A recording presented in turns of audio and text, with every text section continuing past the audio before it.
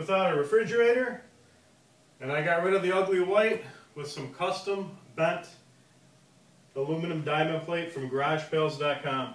When the fellows were out here delivering the 8-foot cabinet and the overheads and some other goodies we have boxed up that we're going to be building soon for you, we asked them to take measurements of the fridge. We wanted to keep it in here, but it really stood out like a sore thumb having an old white fridge in here.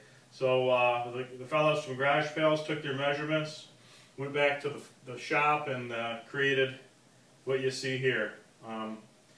They measured perfectly. I popped them right on with some two-way tape, and you just saw some of the video and photos of me putting it together.